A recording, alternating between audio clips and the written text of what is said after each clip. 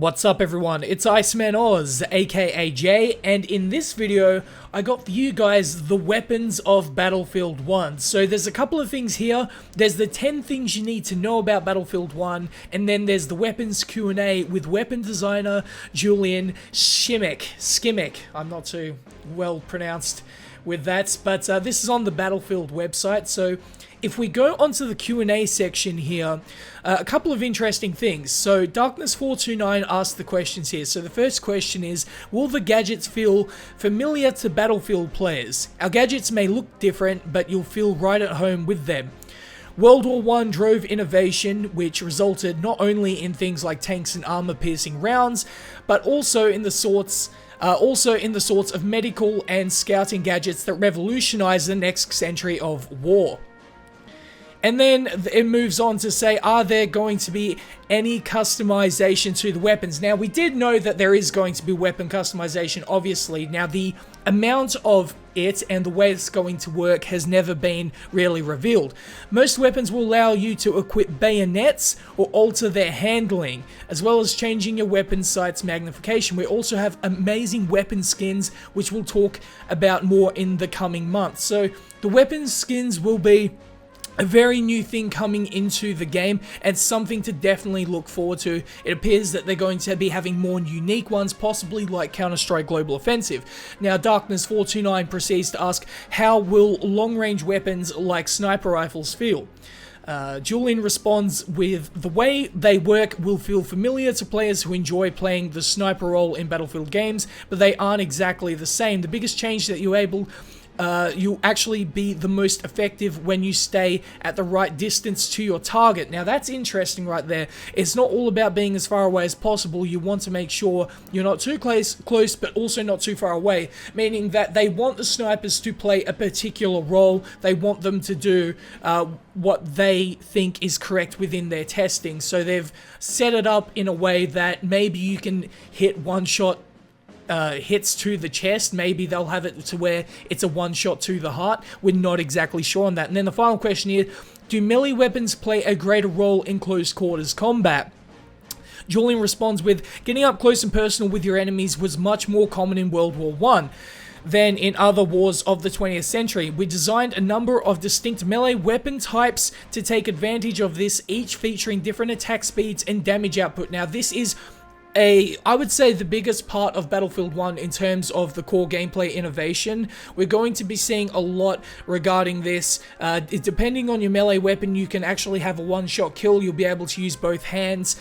It's some very interesting stuff, and I can't wait to actually try it out. And now the next part of this website is the 10 things you need to know about the weapons in Battlefield 1. Now, if your weapon of choice or automatic rifle is a powerful LMG, Battlefield 1 is loaded with guns to scratch your trigger finger on. In general, all of the weapons might feel a little faster than you'd expect, on top of adding drag and gravity to the bullets themselves. We've increased the bullet velocity. This speeds up and makes the gunplay feel more authentic. Now that could be comparable to Battlefield 3. Now if that's the case, that would be absolutely awesome, because in my opinion, Battlefield 3 had the best gunplay in the series, followed by, I know it's unpopular, but Battlefield Hardline. I feel like its core gunplay was pretty good. I know there's going to be a lot of people who hate my thoughts on that, but moving along. Now there are six categories of weapons. So you're going to have the SMGs, LMGs, semi-autos, sidearms, and sniper rifles. And that's to be expected. That's pretty much the standard that's been in the game. So there's a ton of variety. Each weapon type has multiple different weapons to choose from. The weapons of the era were incredibly varied. In fact, many of the weapons of World War I were the first successful versions of those weapons. The first SMGs and automatic rifles were deployed during the era, and you can use them in Battlefield 1. So when it comes to the variety of weapons in the game, it's going to be a real sell, because you aren't going to be seeing your typical AK-971s or A3s that we've seen in previous Battlefield games. We're going to get a real change. Now the weapons are super effective apparently.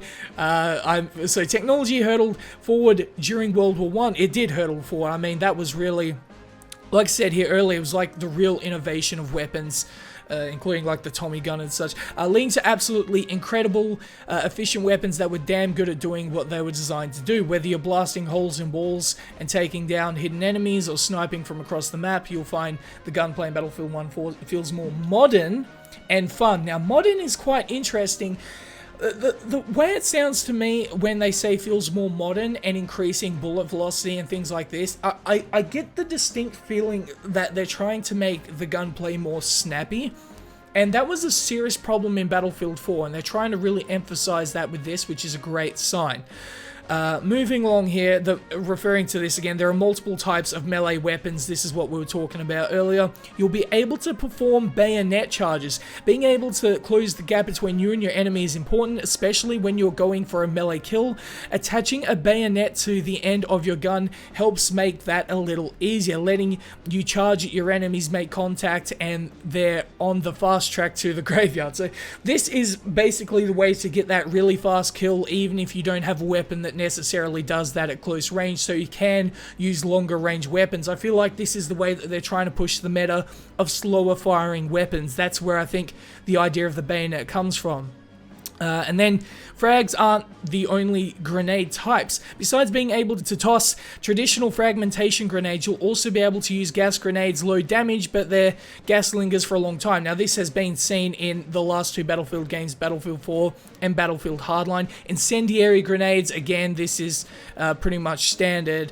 And then the audio fidelity is top-notch. DICE is known for delivering some of the best audio quality in gaming, and we're not going to disappoint with the weapon sounds in Battlefield 1.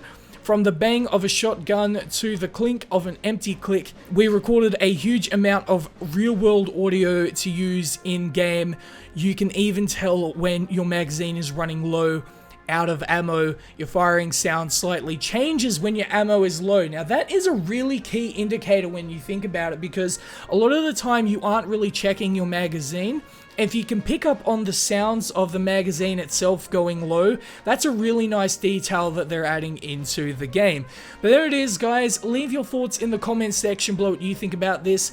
Also, follow me on Facebook and Twitter for all the latest regarding Battlefield 1. Not too far away until the multiplayer. We'll be able to get our hands on that, which should be pretty cool. But that being said, hopefully you guys enjoyed this video. And if you did, please like, share, subscribe, and peace.